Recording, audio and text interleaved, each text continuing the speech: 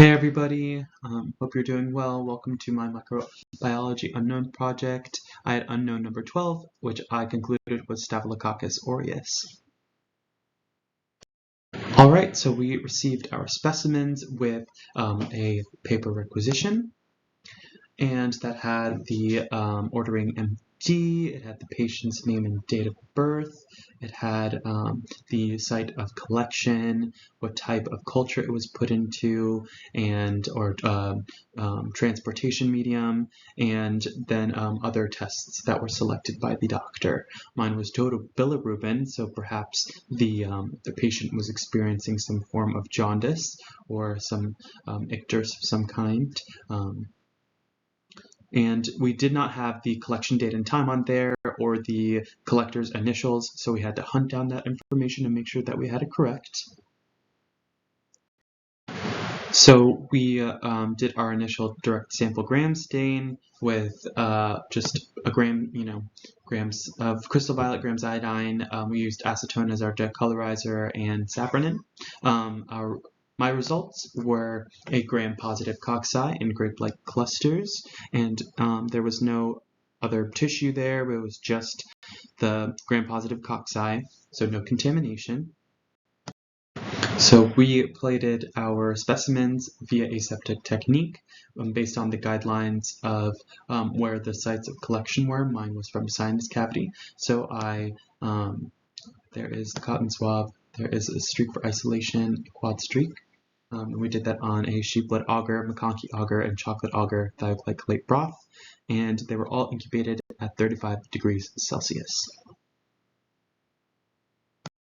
And so for the culture of the agar plates, there was a lot of growth on the sheep blood agar and the chocolate agar, as you can see here. And there's no growth on the McConkey agar, so it indicated, of course, a gram-positive organism. So I knew that that's what was growing, that I visualized on the gram stain. The initial gram stain was growing on these plates, and there was quite a lot of beta hemolysis as well on the blood agar plate.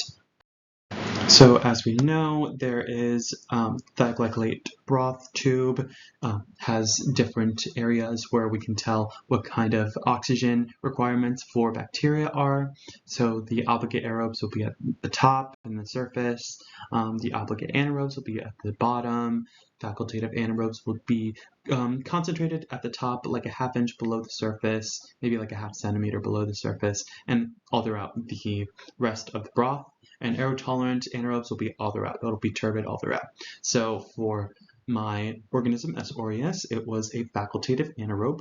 So it had a kind of collection of growth there at the top, as you can see, and then that diffuse growth towards the bottom. So the macroscopic appearance of my Staph aureus strain, this just shows that beta hemolysis I was talking about. You can really see how on almost every quadrant of the blood agar plate there was some kind of really intense beta hemolysis. The pigment, however, of the colony was a yellow with an off-white edge. The odor was kind of like dirty sneakers, or something like a fermenting. It's kind of fermenting, like organic material. Then there was, and the elevation was convex. The margin was circular, regular or smooth.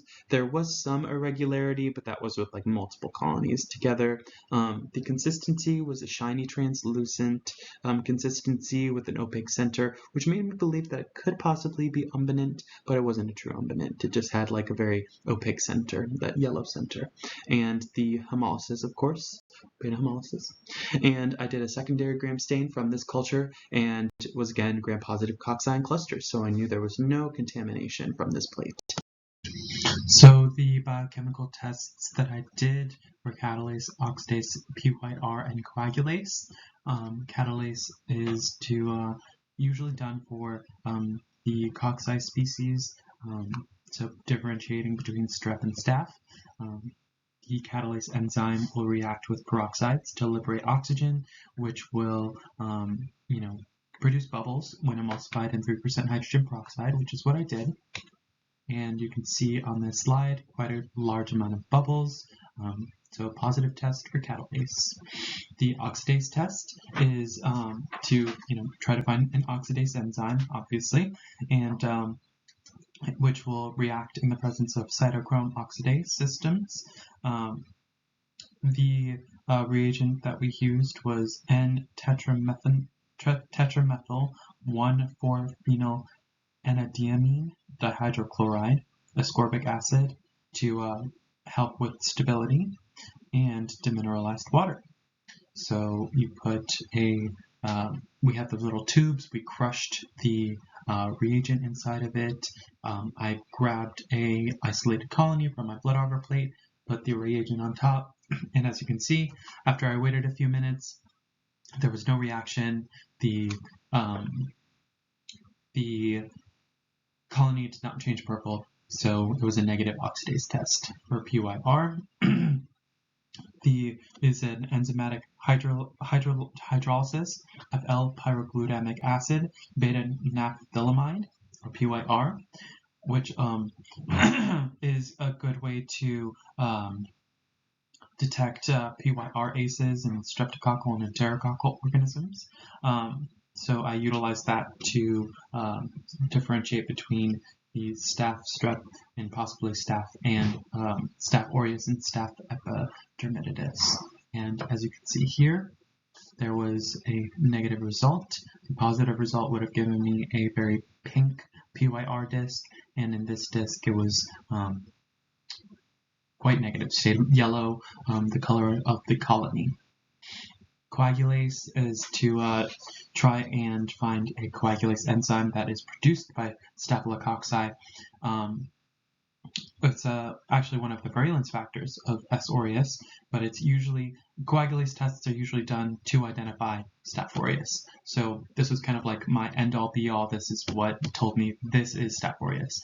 On the right was the QC of rabbit plasma by itself. There was no coagulation in that QC slide, so there was no so it was a good reagent.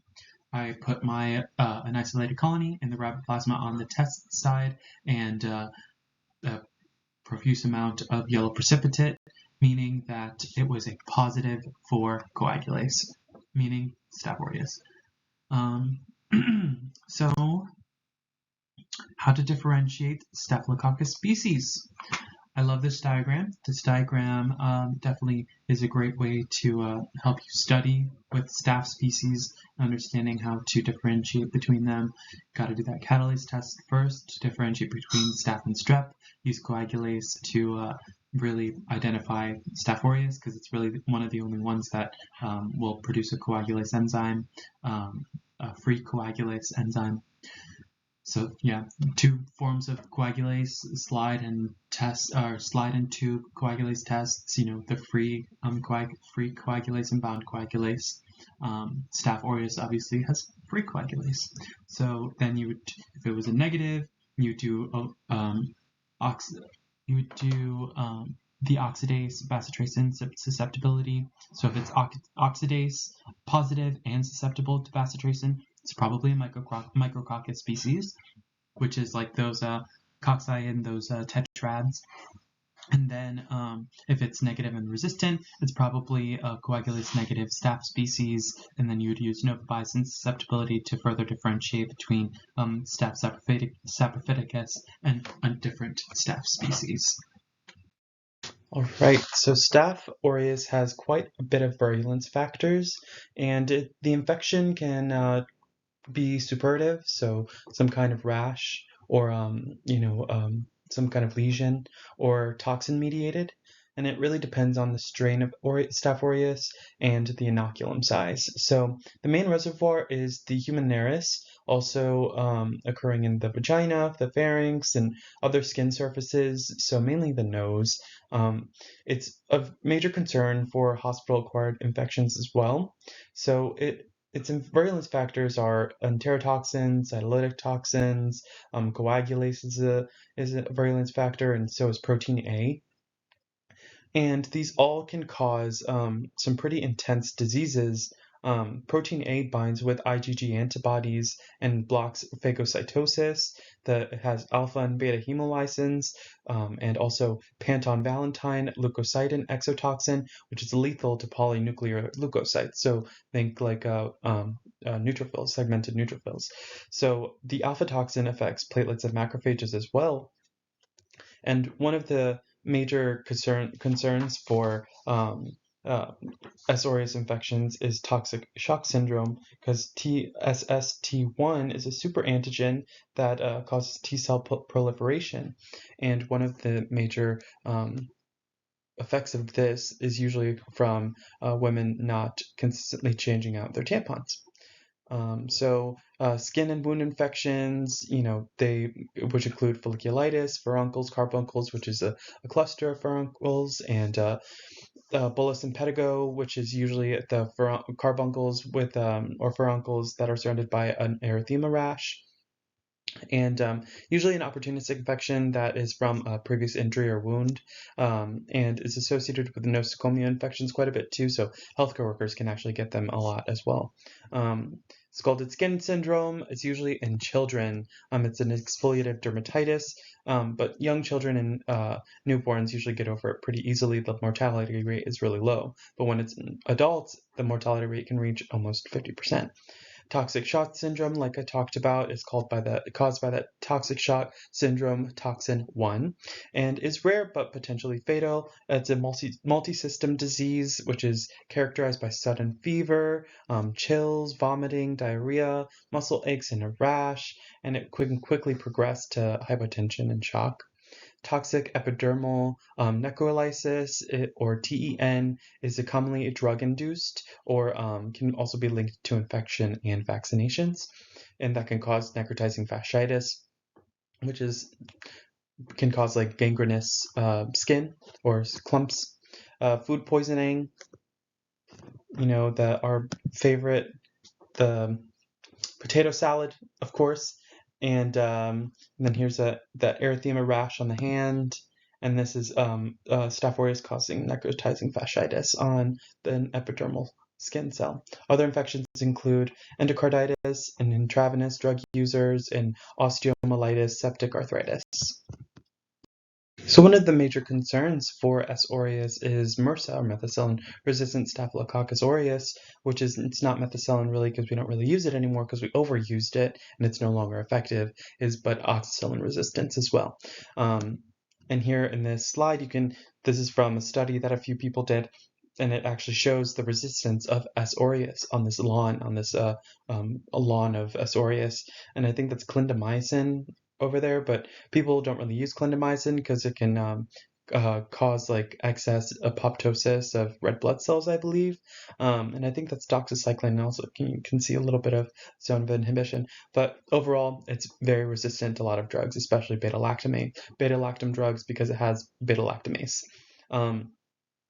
So the drugs of choice are trimethoprim, sulfamethoxazole, vancomycin, and doxycycline. So you want to try to attack its protein construction, its RNA sequences, and the DNA sequences as well. Those areas are much easier to destroy and focus on with S. aureus, especially methicillin-resistant Staph aureus. Some other ways to treat S. aureus infections would be obviously the multi-drug antibiotic therapy that usually lasts quite a long time, especially for MRSA treatments. But when it comes to the furuncles and skin wounds, things like that, oftentimes they'll do surgical procedures to cut out that Staph aureus and load you up with antibiotics.